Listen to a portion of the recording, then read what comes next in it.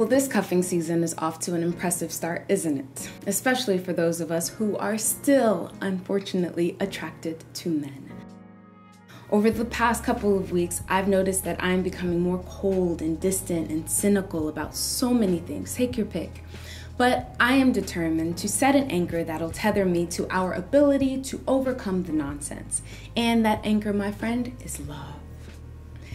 So with this edition of Books and Chill, I'd like to recommend 3 books that will stoke the flames of your relationships and inspire some connections that will hopefully keep us all believing in the power of love.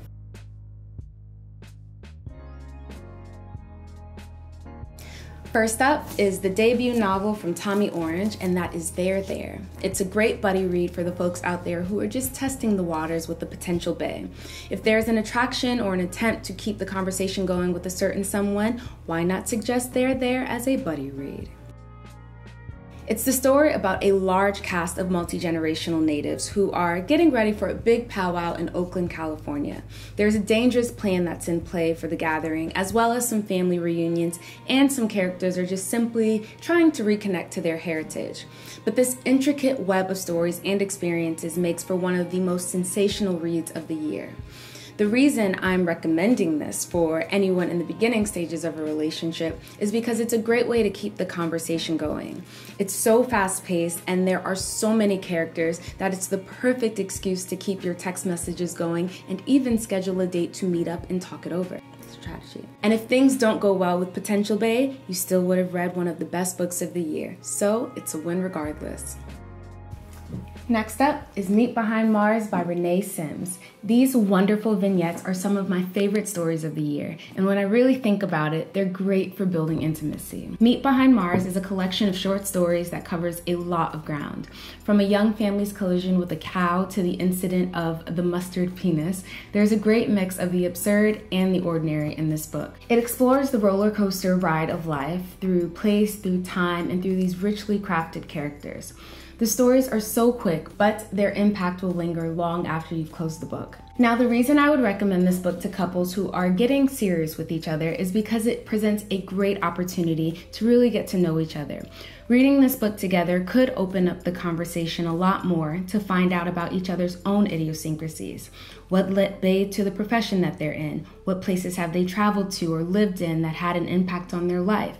What are their relationships like with their family members, with their friends? What are their most lasting memories? Have they attended their school reunions, and are their friends the same? Have they changed significantly? The conversations are endless, but one thing's for sure, you will really give yourself a great start by reading these stories together.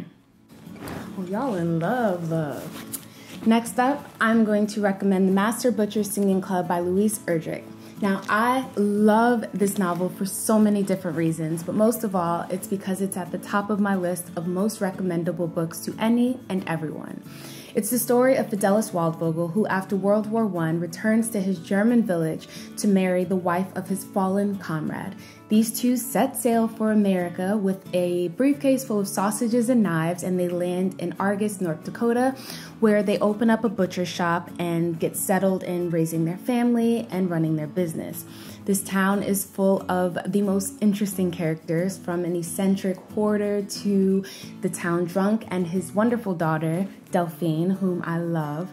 And she is a traveling performer, but she ends up going back to her hometown to get involved in a life that she couldn't have planned herself. It explores loyalty and family and the persistent purpose of love. Now, the reason I recommend this book to all the established and seasoned lovers out there is because it's such a warm invitation to simply savor a damn good novel together.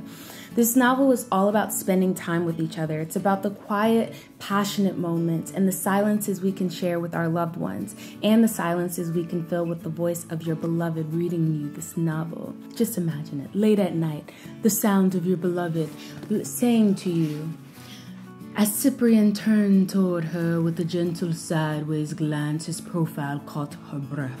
And then you just fall in love with your beloved all over again. So these reads are all great no matter what relationships are brewing in your life, and if you do happen to get a Books and Chill situation going, please come back and let me know.